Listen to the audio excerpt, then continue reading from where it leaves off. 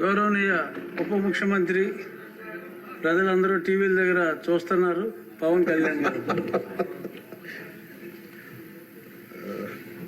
గౌరవ అధ్యక్షుల వారికి హృదయపూర్వక నమస్కారం.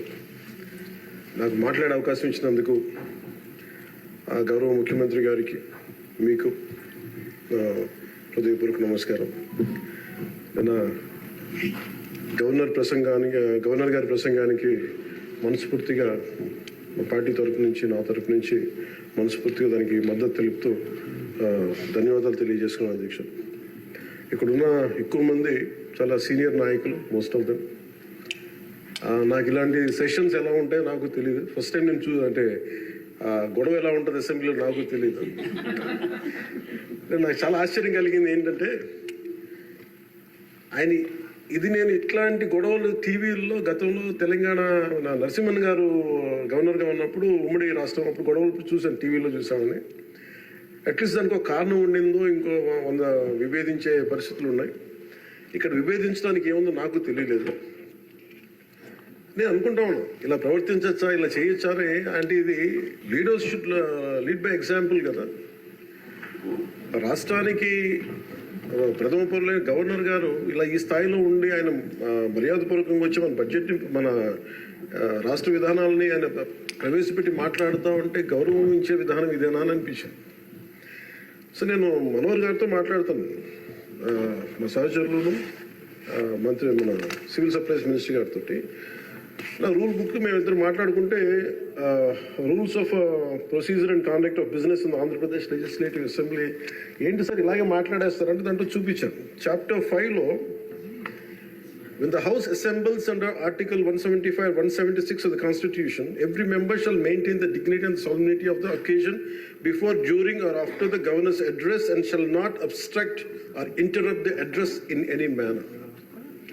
Maintenance of dignity and solidity at governors address అనేది చాలా స్పష్టంగా ఈ రూల్ బుక్లో ఉంటే మనమే రూల్స్ని ఇంప్లిమెంట్ చేయాల్సిన వాళ్ళం. వారికి సంఖ్యాబలం ఉందా లేదా పక్కన పెడితే every member of this house has a responsibility to follow the rules. మనమే కనుక రూల్స్ని బ్రేక్ చేస్తే ఇంక మన ప్రజలకి కానీ చూసే వాళ్ళకి ఏం చెప్తాం. నాకు చాలా కాలం క్రితం నేను అప్పుడప్పుడు మనోహర్ గారిని అడుగుతూ ఉంటాను, సార్ అసెంబ్లీలో ఇక్కడ ఏమి గొడవలు జరిగినా ఎందుకు కేసులు పడవని, ఇక్కడ ఏమి మీకు కొట్టుకో. ఇది నేను నాకు చాలా కామన్ మ్యాన్ ఒక ఇష్యూ, ఒక ఇంక్విజిటివ్నెస్. అండ్ నాకు పార్లమెంట్లో గొడవ జరిగినప్పుడు ఏమి అవ్వేంటి ఇబ్బంది పెట్టేస్తారు ఏంటంటే ఇక్కడ అవేమి ఉండవు, ఇక్కడ ఇట్స్ ఫ్రీ ఫర్ ఆల్ అన్నట్టుగా మాట్లాడితే వీ హ్యావ్ మోర్ రెస్పాన్సిబిలిటీ. మన మీద రూల్స్ పెట్టలేదు అంటే ఏం కేసులు పెట్టమండి. ఇదే కనుక నిన్న వాళ్ళు చేసిన గొడవే కనుక గవర్నర్ గారి మీద ఆయన సుప్రీంకోర్టు జస్టిస్గా ఉన్నప్పుడు ధైర్యం చేయగలరా, కళ్ళల్లో చూడగలరా?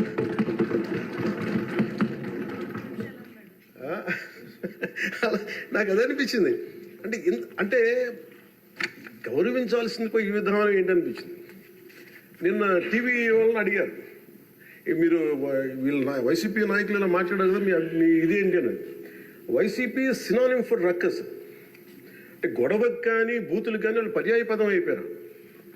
అంటే నిన్న చూసిన గొడవ జరిగిన తర్వాత నాకు నిజంగా అనిపించింది, గౌరవ ముఖ్యమంత్రి గారు అన్ని సంవత్సరాలు వాళ్ళు ఎలాగా వాళ్ళని తట్టుకొని నిలబడ్డారు, ఆయనకి హ్యాట్స్ ఆఫ్ తెలియజేస్తారు.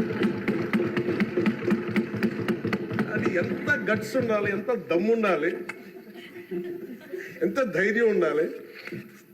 అలాగే నాకు నిన్న గొడవలు జరుగుతుంటే నాకు అనిపించింది, నాకు ఇవే గుర్తొచ్చినాయి అధ్యక్ష. వాళ్ళు ఎప్పుడైతే పేపర్లు విసిరేసి అక్కడ దాకా వచ్చారో నాకు గుర్తొచ్చింది వివేకానంద రెడ్డి గారి హత్య గుర్తొచ్చింది. అంటే వాళ్ళ విధ్వంస విధానం చూశాను. అలాగే ప్రజావేదికని కూల్చిన విధానాన్ని గుర్తొచ్చింది అధ్యక్ష. 200 పైచిలకు ఆలయాలని విధ్వంసం గుర్తొచ్చింది అధ్యక్ష. డాక్టర్ సుధాకర్ గారు చనిపోయిన విధానం గుర్తొచ్చింది అధ్యక్ష. జంగారెడ్డి కల్తీ సారాలో చనిపోయిన చావులు గుర్తొచ్చినాయి అధ్యక్ష. సుప్రీంకోర్టు జడ్జిలతో లెటర్ రాసిన విధానం గుర్తొచ్చింది అధ్యక్ష. వాళ్ళు చేసిన గొడవకి మన హైకోర్టు, ఆంధ్రప్రదేశ్ హైకోర్టు జడ్జెస్ని సోషల్ మీడియాలో బూతులు తిట్టిన విధానం గుర్తొచ్చింది అధ్యక్ష. సోషల్ మీడియా అబ్యూస్ గుర్తొచ్చింది అధ్యక్ష. పత్రికాధిపతులపై దాడులు గుర్తొచ్చినాయి అధ్యక్ష. రివర్స్ టెండరింగ్ గుర్తొచ్చింది అధ్యక్ష, పాలసీ టెర్రరిజం గుర్తొచ్చింది అధ్యక్ష. స్వయాన మీ మీద జరిగిన టార్చరు, దాడులు, ఇబ్బంది పెట్టిన విధానం గుర్తొచ్చింది అధ్యక్ష. మన అడవుల విధ్వంసం గుర్తొచ్చింది అధ్యక్ష. చంద్రబాబు గారిని 53 రోజులు జైల్లో పెట్టి ఇబ్బంది పెట్టిన విధానం గుర్తొచ్చింది అధ్యక్ష. అమరావతి రైతుల్ని దారుణంగా రక్తాలు వచ్చేలా కొట్టి కేసులు పెట్టింది గుర్తొచ్చింది అధ్యక్ష. తిరుపతి కల్తీ లడ్డులు గుర్తొచ్చినాయి అధ్యక్ష. అబ్యూజ్ ఆన్ విమెన్ గుర్తొచ్చింది అధ్యక్ష. మన కళ్ళ ముందు వీళ్ళు విధ్వంసం తెలియజేస్తా ఉన్నారు. వీళ్ళు ఈ స్థాయిలో ఇక్కడ ప్రవర్తిస్తే దానికి సంబంధించి బయట ఇట్లాంటి గొడవలు జరుగుతాయి అధ్యక్ష. ఇది మారాలి అని చెప్పి మనం మాట్లాడితే ప్రజలు మనకి ఈ రోజున ఇంత అత్యధిక బలంతో మనల్ని ఇక్కడ నుంచోబెట్టారు అధ్యక్ష, ఇక్కడ కూర్చోబెట్టారు మనందరినీ. దీనికి గౌరవ ముఖ్యమంత్రి గారు ప్రదేశాలు చెప్తా ఉంటారు. అలాగే ఇది మినిమం గవర్నమెంట్, ఇది మన నరేంద్ర మోదీ గారు చెప్తారు, గౌరవ ప్రధానమంత్రి, minimum government and maximum governance అని. దాంట్లో భాగంగానే చాలా గ్రేట్ అడ్మినిస్ట్రేటివ్ రిఫార్మ్స్ పట్టుకొచ్చారు. ఈ రోజున వాట్సాప్ గవర్నెన్స్ కూడా ముందుకు తీసుకెళ్ళడానికి ఆయన అనుభవం. అంటే మేము ఈ ప్రభుత్వం చేస్తున్నది అధ్యక్ష, ఎక్కడా కూడా ప్రభుత్వం ప్రజలకి సామరస్యపూర్వకంగా ఉండాలి, ఎక్కువ సానుకూలంగా ఉండాలి, ఎక్కువ బాధ్యతలు పెట్టాలి, ఎక్కువ బరువు పెట్టకూడదు అనే విధంగా గౌరవ ముఖ్యమంత్రి గారి ఆధ్వర్యంలో నడుస్తూ ఉంది ప్రభుత్వం. మేమందరం ఆయనకి సహాయ సహకారాలు అందిస్తా ఉన్నాం అధ్యక్ష. Governor his excellency Abdul Nazeer గారికి రాష్ట్ర ప్రభుత్వ అధిపతిగా గవర్నర్ హోదాలో శాసనసభను ఉద్దేశించి రాష్ట్ర అభివృద్ధి భవిష్యత్ నమూనాను దిశానిర్దేశం చేసినందుకు వారికి నా హృదయపూర్వక కృతజ్ఞతలు. అలాంటి ఉన్నతమైన వ్యక్తి ఇస్తున్న సందేశాన్ని చూసి వైసీపీ వాళ్ళు బాయ్కాట్ చేయడం చాలా దురదృష్టకరం. ఇలాంటి ఆయన చూస్తా ఉన్నాను అధ్యక్ష. ఇట్లాంటి ఇబ్బంది పెట్టే సమయంలో కూడా ఆయన ఆరోగ్యం కూడా సరిగ్గా లేదు, జ్వరం వచ్చిన సమయంలో కూడా ఆయన ఎంత ఇబ్బంది పెడుతుంటే ఆయన చాలా సక్సెస్ఫుల్గా ఆయనకి ఇచ్చినందుకు మనస్ఫూర్తిగా వారికి నా ధన్యవాదాలు, నా కృతజ్ఞతలు తెలియజేస్తాను. చట్టసభలు దేవాలయాలు లాంటివి రాజ్యాంగాన్ని పరిరక్షించేందుకు 5 కోట్ల ఆంధ్రప్రదేశ్ రాష్ట్ర ప్రజల భవిష్యత్తుని నిర్ణయించే వేదిక ఇది. అలాంటి సభను హుందాగా నడిపించాలని కూటమి ప్రభుత్వం అధికారులకు వచ్చిన రోజు నుంచి తరచుగా చెప్తూ గౌరవ ముఖ్యమంత్రి గారు పదే మా అందరికీ దిశానిర్దేశం చేస్తూ ఉంటారు. గతంలో కూడా మొదటి రోజు కూడా వారికి ఎట్లా రావాలి పెడితే లేదు మనం ఇబ్బంది పెట్టొద్దు, వాళ్ళకి 11 సీట్లు వచ్చినా కానీ పాపం వారికి ఇవ్వాల్సిన గౌరవం వాళ్ళకి ఇద్దామని చెప్పి ఏ రోజు కూడా ఇబ్బంది పెట్టి గబుక్కులు ఒక మాట అంటుంటే గౌరవ సభ్యులు కొంతమంది ఇక్కడి నుంచి అలా చెయ్యొద్దు, అలా మాట్లాడకండి అని అందరినీ చాలా సున్నితంగా మందలించారు ఆయన. ఇట్లాంటి ఉన్నప్పుడు వాళ్ళు ప్రవర్తించే విధానం చాలా బాధ అనిపించింది. మేమందరం 164 మంది సభ్యులు చాలా బాధ్యతగా వ్యవహరిస్తున్నాం అధ్యక్ష.